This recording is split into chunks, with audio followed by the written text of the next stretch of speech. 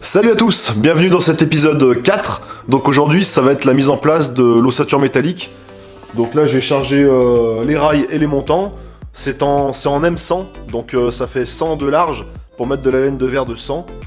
Donc je vais commencer à poser les rails au plafond. Et ensuite je m'attaquerai au sol.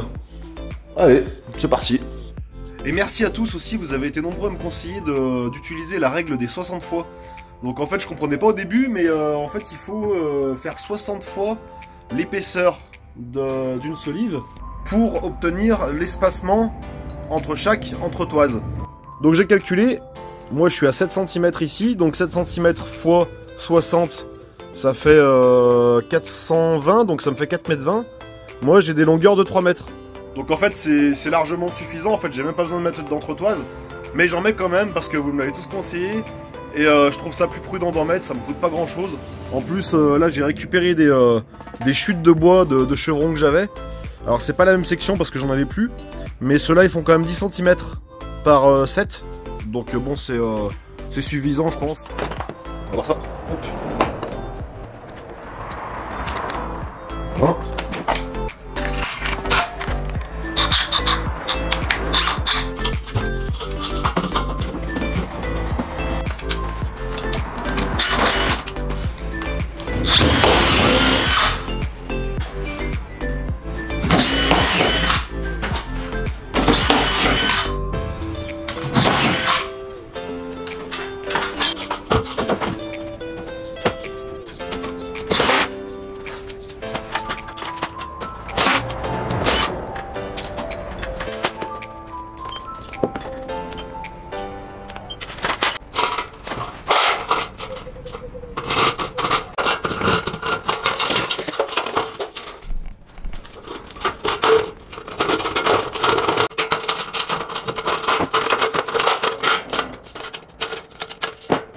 C'est la première fois que j'utilise des rails en 100 de large. Ils sont un peu plus galères à couper que les 48 classiques. Hein. Ou les 70 là. Les 100, ouais, c'est...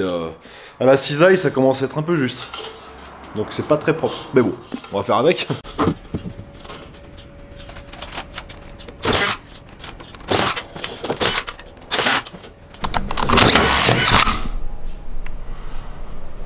Bon alors les rails au plafond sont finis de poser, voilà. Donc du coup j'ai un angle droit dans le fond de la pièce, entre la cloison et le mur, et un angle droit ici aussi, dans cet angle là. Donc maintenant je vais fixer les rails au sol. Alors de ce côté là ça posera pas de problème pour poser les rails, hein. Il suffira de les poser et de les fixer avec des chevilles à frapper. Par contre de ce côté je vais devoir laisser une place pour ma future porte, la future porte de l'atelier qui fera 2 mètres de large par 2 mètres de haut. Voilà, donc on va faire ça.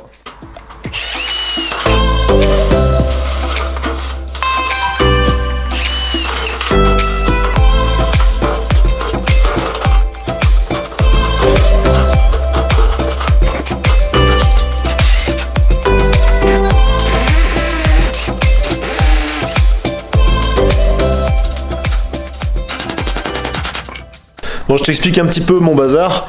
Donc là, j'ai délimité l'emplacement de ma future porte. Parce qu'en fait, là, je vais mettre des chevrons comme ça qui vont faire mon cadre de porte. Donc ici, j'ai fait une remontée de 15 cm.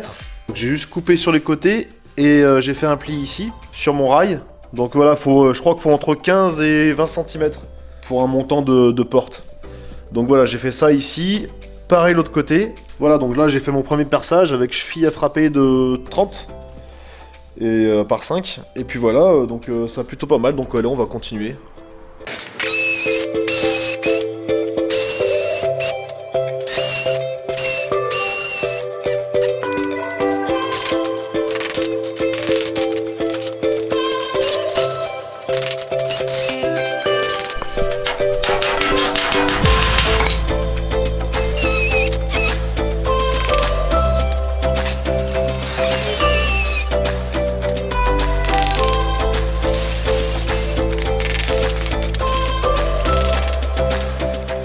Bon, normalement, pour percer dans le béton, vaut mieux utiliser un perforateur. Mais je trouvais plus ma mèche de 5 en fait, là je viens de retomber dessus. Donc c'est nickel, je vais pouvoir continuer avec ça. Et voilà, c'est beaucoup plus pratique, enfin c'est beaucoup plus adapté pour percer du béton avec un perfo. Voilà.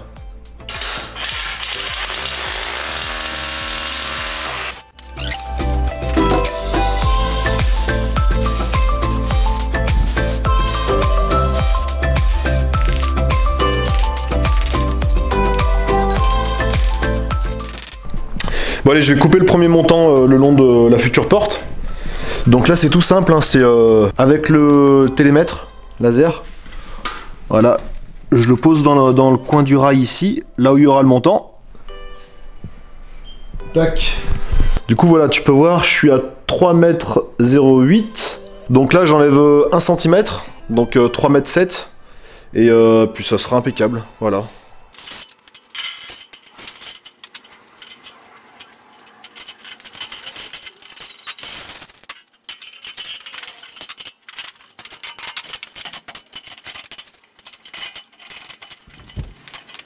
Voilà comment ça se présente. Tu vois, avec mon retour de rail ici, hop, j'ai inséré mon montant à l'intérieur. Voilà. Donc là, on est pas mal. Bon, bah allez, on continue, hein. On continue, allez, c'est parti.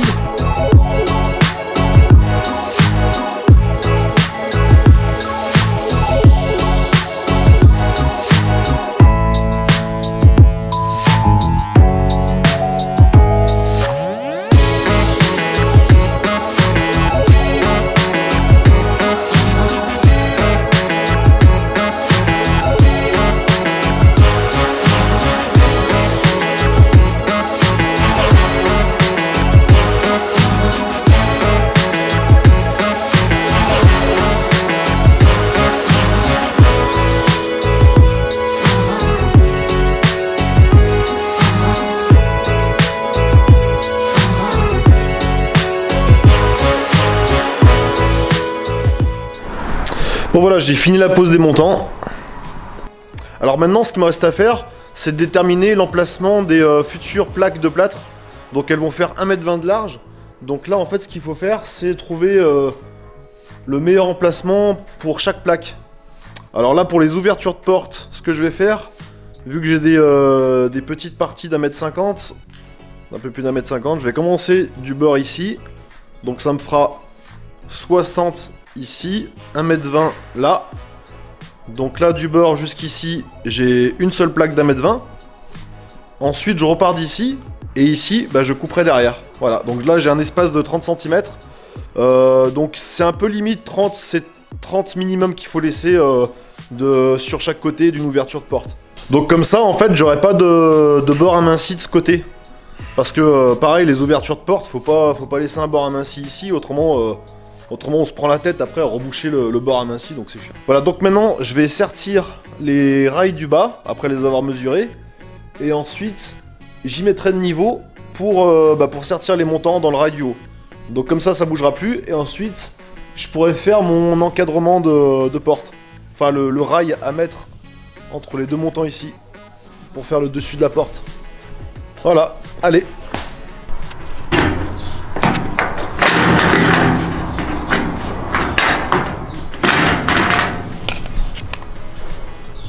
Et voilà, le petit sertissage.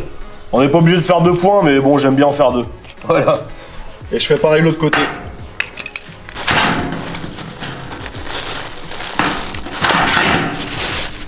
Et voilà. Donc comme ça évite que le rail glisse, enfin que le montant glisse dans le rail.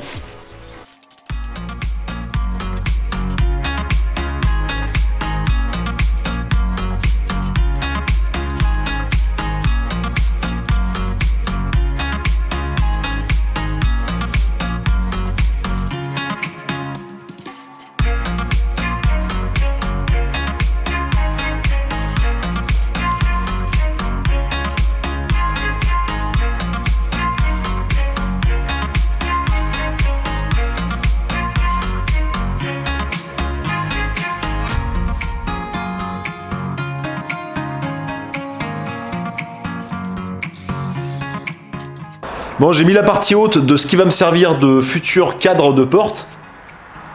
Donc voilà, j'ai mis mon chevron ici. Là, je vais mesurer les côtés. Hop, les côtés du cadre.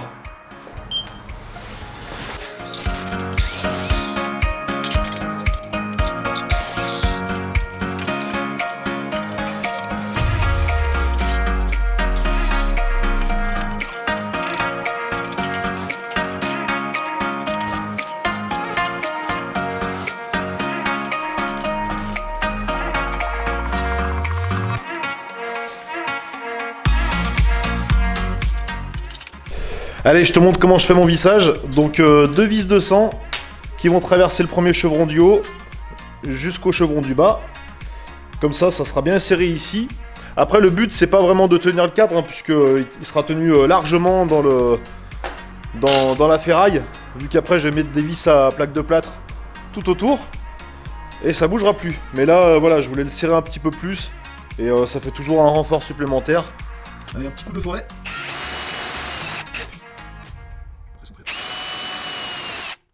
Ce qui est pratique, c'est ce petit embout. Hop, il suffit d'enlever. Et voilà, il y a déjà l'outil qui est dessus.